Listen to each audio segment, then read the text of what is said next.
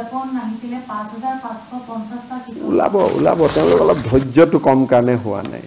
অলপমান আমি কৈছো যে অলপ ধৈৰ্য ধৰিব লাগে তেওঁলোকক লগে লগে লাগে আজিয়ে ৰিজাল্টটো লাগে গতিকে জুনে যিমান দিন এনেকে ক'ব তেওঁলোক ইমান অসহিষ্ণু হলে চাকৰিটো কৰিব নোৱাৰিব সেইকাৰণে মই অলপ নিজাকৈ দেৰি কৰাই আছো যে মানুহকেজন অলপ সহিষ্ণু হওক কাৰণ এইটো লেভেলত যদি চাকৰি কৰিব যায় মই দুখ দিয়া নাই ডেকা লৰা মুকে 100-150 কৈ ডেইলি হোৱাটছআপ কৰি থাকে যদি মুখ্যমন্ত্ৰী কেনেকে হোৱাটছআপ কৰি থাকিব পাৰে প্ৰধান শিক্ষকটো গৈ কাকো নামানিব গতিকে সৰু লৰা ছোৱালী মই অলপমান তেওঁলোকক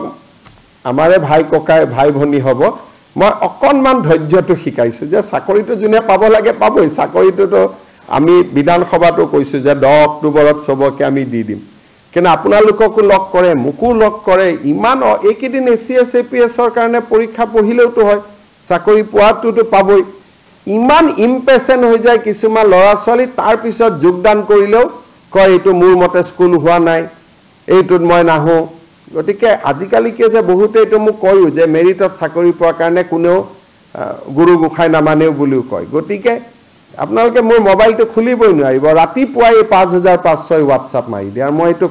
খুলোতে কোনোবা তাৰ মাজত কেন্সাৰ পেচেণ্ট কাৰোবাৰ এপ্লিকেশ্যন বিলাক ডিলিট হৈ যায় ইমান কষ্ট হয়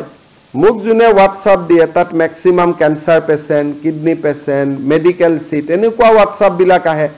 ৰাতিপুৱা 11টা বজাত 5500 হোৱাটছআপ সোমাই যায় মই চাব নোৱাৰা হৈ যাওঁ ডিলিট কৰি থাকোতে কেতিয়াবা জেনুইন হোৱাটছআপো ডিলিট হৈ যায় গতিকে বহুত কথা ফেস কৰি থাকিব লাগে আমি মানে আপোনালোকক বুজাই শেষ কৰিব নোৱাৰি সদায় ৰাতিপুৱাই 5500 আহি যায় আৰু বহুত যুক্তি দি পেলাই হোৱাটছআপ কৰে